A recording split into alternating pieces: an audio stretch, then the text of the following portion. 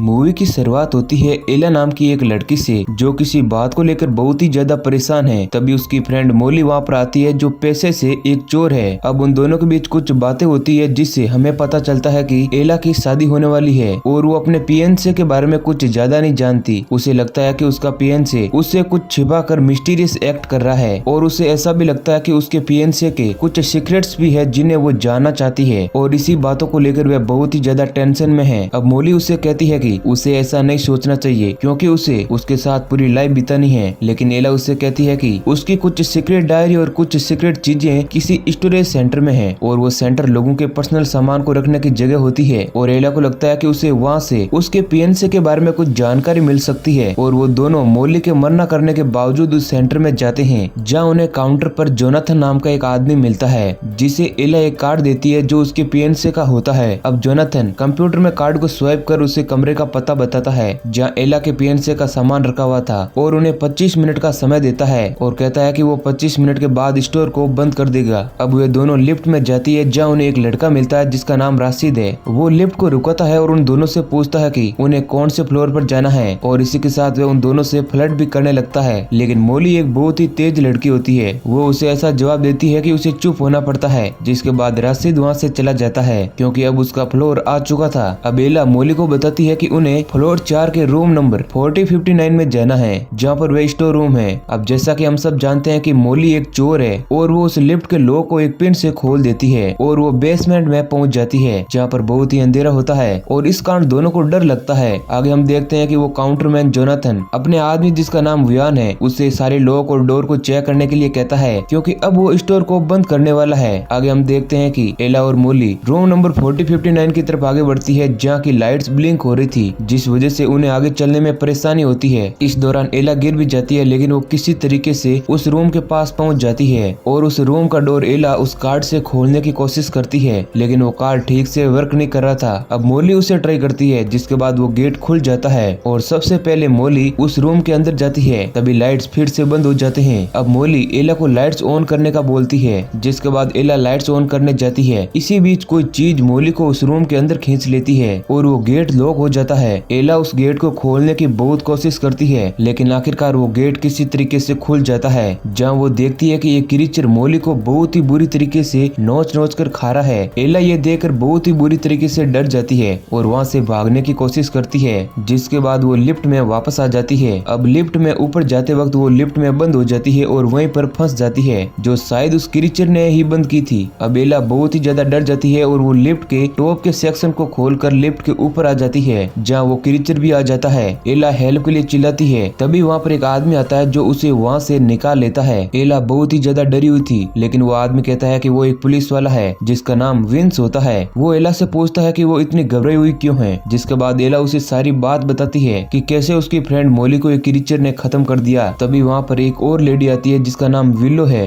वो समझ नहीं पाती है कि एला के साथ क्या हुआ है। उसे लगता है कि एला एक ड्रग एडिक्ट है और वो सब कुछ ये नशे में बोल रही है। लेकिन विंस एला पर यकीन करता है और मोली को ढूंढने का फैसला करता है और वो एला से उसका कार्ड मांगता है जिससे वो रूम में एंटर कर सके। अब विंस नीचे आ जाता है जहाँ वो कार्ड से उस गेट को खोलने की कोशिश करता है लेकिन वो गेट नहीं खुलता। तभी उसे दरवाजे पर खून के निशान दिखाई देते हैं और उसे भी लगता है कि शायद यहाँ कुछ तो हुआ था लेकिन उसे वहाँ पर कोई भी क्रीचर नहीं मिलता है और वो वापस आ जाता है। अब विंस को भी लगता है कि एला नशे में है। एला के बहुत कहने पर भी विंस उस पर यकीन नहीं करता। तभी हमें एक कपल को दिखाया जाता है जिसमें हस्बैंड का नाम यान होता है और उसकी पत्नी का नाम सारा है और उनका तलाक होने वाला है और वो लोग यहाँ पर अपना अपना सामान लेने आए हुए हैं। तभी वहाँ पर स्वीपर वायन आ जाता है जो उन्हें बताता है कि वो स्टोर को बंद करने वाला है इसलिए उन्हें वहाँ से जाना होगा। लेकिन सारा उसे कुछ वक्त मांगती है क्योंकि उसे सामान इकट्ठा करने में कुछ टाइम लगेगा। वायन उसे 10 मिनट का समय देता है और एक रूम में जाकर स्मोक करने लगता है जहाँ वो क्रीचर आ जाता है और उसके सिर पर स्क्रू ड्राइवर से अटैक कर देता है जिस कारण वाइन वहीं पर मारा जाता है। वहीं एक और एला विंस को मना रही थी कि उसने सच में एक क्रीचर को देखा लेकिन विंस कहता है कि बेसमेंट के सारे रूम तो कई सालों से बंद है और एला के पास वो कार्ड किसी और रूम का है। तब एला विंस को बताती है कि वो लोग सीसीटीवी की मदद से उस क्रीचर को ढूंढ सकते हैं। जिसके बाद वो सीढ़ियों से नीचे जाने लगते हैं। वहीं जोनाथन को पता लगता है कि उस स्वीपर ने सारे दरवाजों को बंद नहीं किया है जिसके बाद वो खुद जाकर उसे ढूंढने लगता है जहाँ उसे वही क्रीचर दिखता है। वहीं आगे हम देखते हैं कि एला, विंस और विल्लो तीनों उस फ्लोर से निकलने की कोशिश कर रहे हैं लेकिन वो देखते हैं कि वहाँ के सारे दरवाजे बंद है। तभी वहाँ पर यान आता है। अब विंस उसे देखकर एला से पूछता है कि क्या इसी ने उसकी दोस्त मोली को मारा था। तब एला बताती है कि वो कोई इंसान नहीं था, वो एक जानवर था। अब यान रिसेप्शन पर यह पता लगाने आया था कि वो स्टोर और कितनी देर तक ओपन रहेगा, क्योंकि अभी तक उसका सारा सामान इकट्ठा नहीं हुआ था और सारा अकेले ही स्टोर में वो सामान पैक कर रही थी। तभी सारा को ऐसा लगता है कि यान वापस आ चुका है, जिसके बाद वो उसे देखने बाहर जाती है, जहाँ पर वो क्रीचर उसे मारकर बेहोश कर देता है और उसे घसीट कर वहाँ से ले जाता है। इसी बीच एला यान को बताती है कि उसके साथ क्या हुआ, जिसके बाद यान को अपने वाइफ सारा की फिक्र होने लगती है और वो उसके पास भागता है, जहाँ वो देखता है कि सारा वहाँ से गायब है और फर्श पर खून है, जो कि सारा का ही था। जिसके बाद वो सभी लोगों को वहाँ पर बुलाता है। विंस खून देकर यान पर ही शक करता है। उसे लगता है कि यान ने ही अपनी पत्नी को मार दिया है, लेकिन यान बताता है कि वो ऐसा क्यों करेगा। तभी वहाँ पर राशिद भी डंडा लेकर आ जाता है और वहाँ पर इतने सारे लोगों को देखकर वो समझ जाता है कि उसे उन लोगों से खतरा है। विंस एला से पूछता है कि क्या वो राशिद को जानती है, जिसके बाद एला कहती है कि वो उसे लिफ्ट में मिला था जब मोली मेरे साथ ही थी।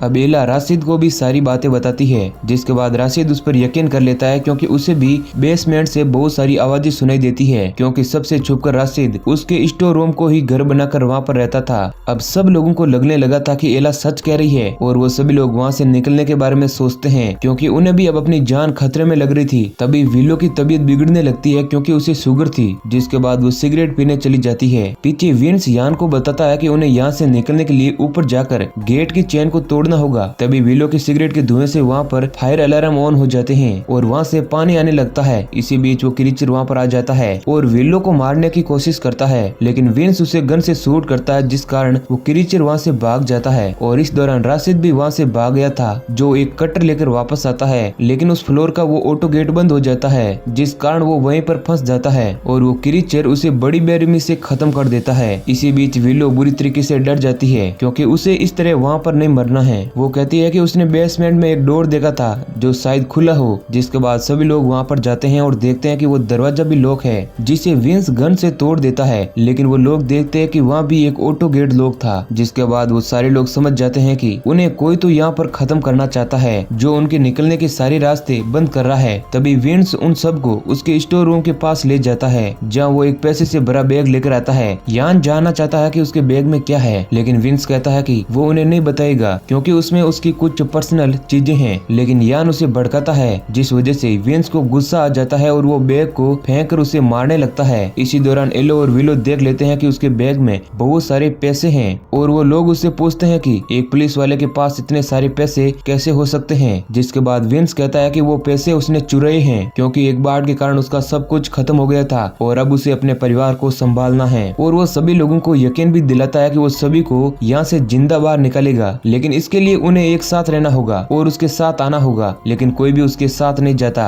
जिसके बाद विंस अकेला ही वहाँ से चला जाता है। अब रास्ते में उसका वो पैसे वाला बैग एक जगह पर फंस जाता है, जिस वजह से वो सारे पैसे जमीन पर गिर जाते हैं। अब विंस उन पैसों को उठाने लगता है, तभी वहाँ पर वो क्रीचर तलवार से अटैक कर देता है और विंस को वहीं पर मार देता है। वहीं एक और विलो की शुगर और हाई होने लगती है, जिस कारण उसे घबराहट होने लगती है, तो वो अपने स्टोर में जाकर ड्रग इंजेक्ट करने लगती है, जिससे कि शायद उसे थोड़ा रिलैक्स मिल सके। बाहर खड़े यान और एला उसका ही वेट कर रहे थे, जो अंदर आकर देखते हैं कि विलो अब पूरी तरीके से नशे में चूर हो गई है और वो उन दोनों को वहाँ से जाने के लिए कहती है और वो उन्हें एक गन भी देती है, जिससे वो अपने आप को प्रोटेक्ट कर सके। वो उनसे कहती है कि जब वो लोग यहाँ से सेफ निकल जाएंगे तो वो लोग उसके लिए मदद लेकर आएंगे। जिसके बाद एला और यान वहाँ से रास्ता ढूंढने निकल जाते हैं और पीछे विलो पूरी तरीके से अकेली थी, जिसे वो क्रीचर घायल करके एक पॉलिथीन में पैक करके ले जाता है। अब एला और यान दोनों उसी रूम में जाते हैं जहाँ मोली को उस क्रीचर ने मारा था। साथ ही उन्हें सारा वहाँ पर मिलती है, जो बुरी तरीके से घायल है और उसके मुंह को किसी ने स्टेपल करके रखा हुआ है। यान उसके पास जाता है, जहाँ सारा उसकी बाहों में ही दम तोड़ देती है। अब एला वहाँ पर देखती है कि वहाँ पर काटने पीटने का सामान रखा हुआ है और साथ ही उसे जोनाथन की टोपी भी नजर आती है और वो समझ जाती है कि शायद इन सब के पीछे उसी का हाथ है और वो ही एक एक करके सभी को मारा है। तभी वहाँ पर वो रिसेप्शनिस्ट आ जाता है, जिसका नाम जोनाथन है। जोनाथन विलो की बॉडी लेकर आया था और वो विलो के मुंह को स्टेपल करके वहाँ से चला जाता है। ये देख यान और एला समझ जाते हैं कि वो इस सबको मारा है, जो शायद एक साइको किलर है। उसे वहाँ से जाता देख वो दोनों भी बाहर आ जाते हैं, लेकिन तभी वो साइको यान पर अटैक कर देता है और उसे बेहोश कर देता है। इसी बीच एला अपनी जान बचाकर भागने में कामयाब हो जाती है और वो लिफ्ट से ऊपर जाने लगती है, लेकिन वो साइको किलर जोनाथन लिफ्ट की तार को काट देता है और एला की तरफ बढ़ने लगता है। एला भी लिफ्ट से बाहर आकर भागने लगती है और वो सारे ऑटो गेट को भी बंद कर देता है। अब एला खुद के स्टोर रूम में जाकर छुप जाती है और उसे लगता है कि शायद वो साइको किलर वहाँ से चला गया है।